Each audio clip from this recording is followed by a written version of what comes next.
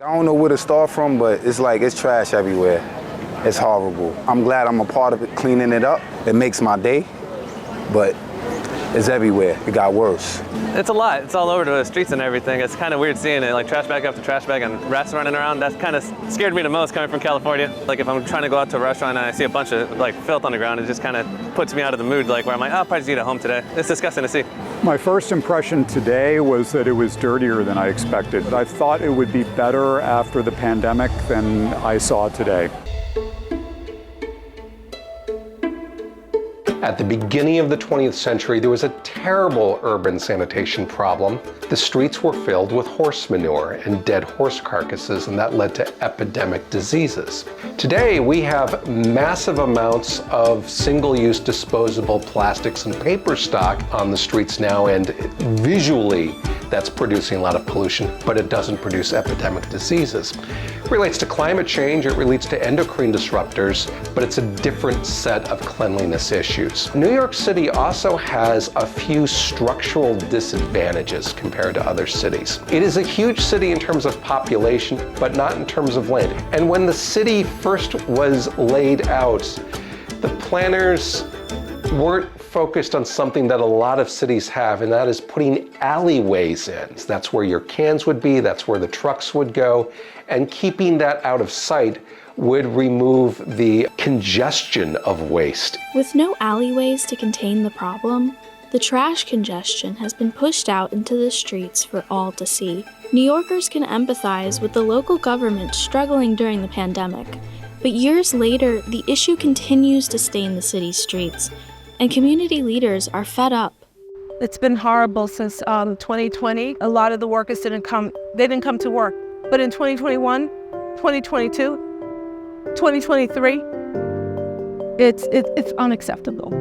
There's laws, they're not being enforced. And honestly, I feel like just people are not doing their jobs. And I was told that. When I left in 2019, I wanted to get out of New York because I was tired of it. I was just so tired of smelling the trash, the rats. I didn't realize it. I started the Litter Legion in June of 2020. When I started seeing lots of trash piling up on the streets and sidewalks of my neighborhood here in Hell's Kitchen, and I just got annoyed and went out on my own and started picking it up and realized maybe other people might want to help me. I just saw a problem and wanted to know, why is there more trash on my street? I never noticed it this bad before. What happened? And as I dug around, I found out about the $106 million that was cut from the Department of Sanitation during the pandemic. Now that we're looking at the potential of more budget cuts, especially at a time when the city is really getting back on its feet, we have tourists here. I really don't want to go back to days where we have trash blowing all over the street. More grim news as far as the budget tonight, as Mayor Adams gives his commissioners less than 3 weeks to come up with another round of reductions to plug a whopping $7 billion deficit. The big question, will he have to make even more cuts to public safety and sanitation? Mayor Adams with a blunt assessment on whether the budgets of the NYPD, the FDNY, and the Sanitation Departments could avoid the Budget Act's the next round of 5% that would go into effect in January. I don't see an ending to this.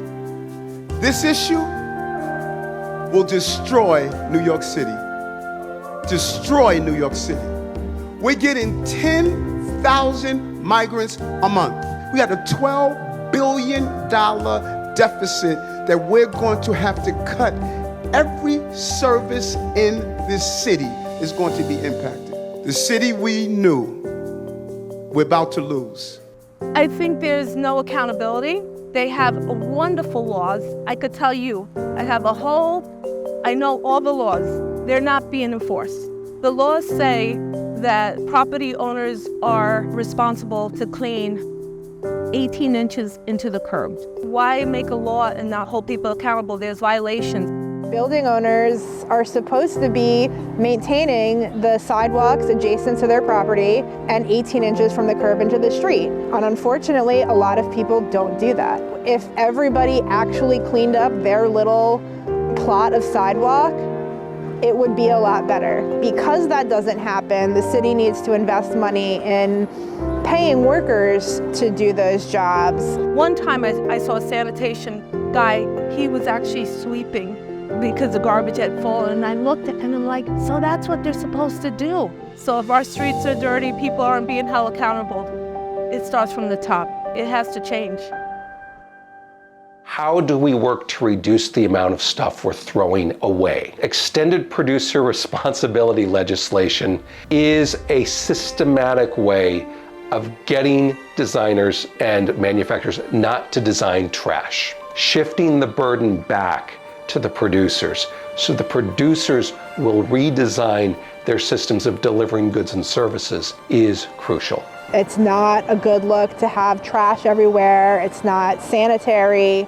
They have garbage pails everywhere and they're overflowing. We need more garbage pickup. What is the city actually doing behind the scenes of all these budget flip-flops? One initiative proposed by the council was a containerization program in which all trash is required to be placed into a trash bin. I tried reaching out to around 300 city government officials, and I was shut down by all but one. My name is Harvey Epstein. I'm an assembly member in the 74th Assembly District to the east side of Manhattan. I think it's slow. It's starting with commercial businesses, and we have a pretty large residential neighborhood, so we haven't seen as much of the impact on the residential side. But I think it's a positive thing to see a lot of those small businesses containerizing their trash and making sure that it's not accessible to rodent and the trash isn't spewing all over the street because it's containerized. But I think the residential piece is a bigger part of the neighborhood. I don't think containerized equipment will be on the street. It'll be in buildings and then on the sidewalk when it's time to pick up. I think for the short time that it might be a truck, putting trash in a truck, it might slow down traffic, but I don't think it's going to take away parking. I think we need to do containerization. We have a trash problem and a food problem, and containerization will allow us to reduce the amount of trash on the streets, which I think is a benefit to all New Yorkers. The Department of Sanitation's $4 million study on containerization reveals that it could encroach on up to 25% of parking in high-density areas. The new containers require a new fleet of trucks, and those trucks cannot have cars in their way. Yet, as we just heard, some officials voting on these policies seem unaware of these challenges. So is containerization really cleaning up our streets, or just trading one problem for another? It's troubling when those responsible for our city's future don't even understand their own policy. City officials are willing to spend millions of taxpayer dollars on a study, but won't understand how the effects will actually look in the streets. I think there's illegal dumping. Yes. In fact, I know there's illegal dumping. It's Bloomingdale's outlet. There we go. Yes. I'm really glad you caught this, because that means we take that picture, which I'm going to photograph too. Yep. Oh, this and is we go so in good. and we report them. Yep. Illegal dumping. Let's do it. Yep. We're doing your job, New York Sanitation, New York City. We're doing your job here. I feel like I have a part-time job reporting. Who had the audacity to think that it was okay to do that to our city?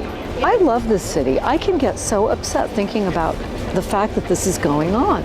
It needs to be cut off and removed. What is that, somebody's vehicle? I don't understand what it is.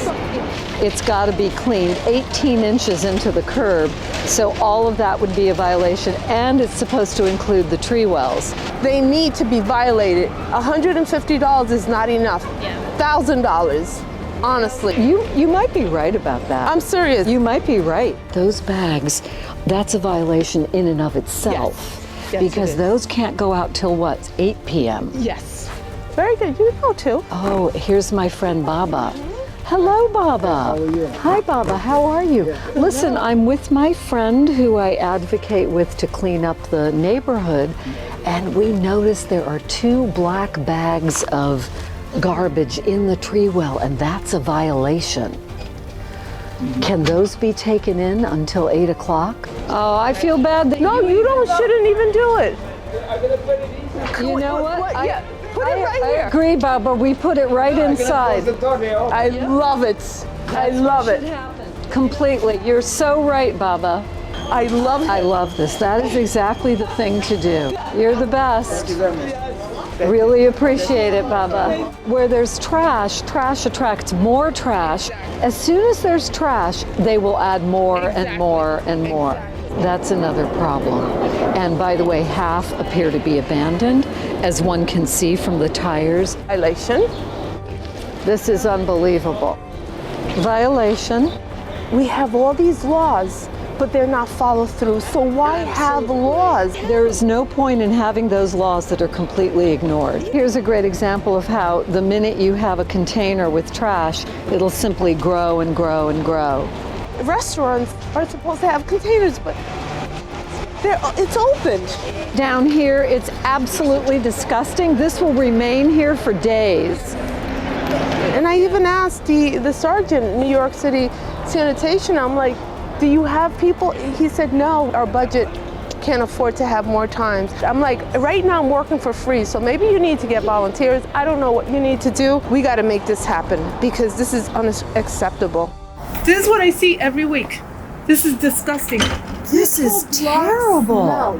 But if you don't advocate and be the squeaky wheel, then it's probably just going to stay that way. The woman said I'm rude because I said the street smells. Was it her dog who just peed right here? I don't know. I said I'm not rude. I'm just telling the truth. This block stinks. Every time I walk here, it smells. This is daily, very, very upsetting. Look, it's still open and rats go in that. Yep.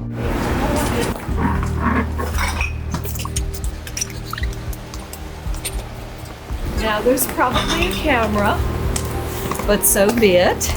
I think we should report it still. Yeah, we're going to report it. Containerization, it's questionable how much good it's actually doing. Well, it's questionable because they're not adhering. It's not supposed to be open. It's not that I'm not in favor of it, but we need better enforcement. Right. I know they were complaining about that they have to buy their own containers. I don't know if that's the problem. And so they're stuffing them. But if they're overflowing. Regular sanitation services are something that the city should provide. It's not something that should be expected of community volunteers to be the only people who are doing this kind of work. I would just hope that the city can find a way to ensure our basic sanitation needs continue to be met. We don't want to continue this trend of being known as the dirtiest city in the world. New York City, we have restaurants, we have tourism. We should have cleaning like 3 times a day instead of 2, maybe 3 times a week, and it's different streets. It's doable to clean New York City, so let's just do it. We're New Yorkers, we're supposed to just do it. But the best thing we can do is simply reduce the amount of stuff that we have. Because if we reduce the amount of stuff we have, we reduce the amount of stuff we need to throw away. And reducing the amount of stuff that's designed to be thrown away is the single best thing we can do for a more sustainable future.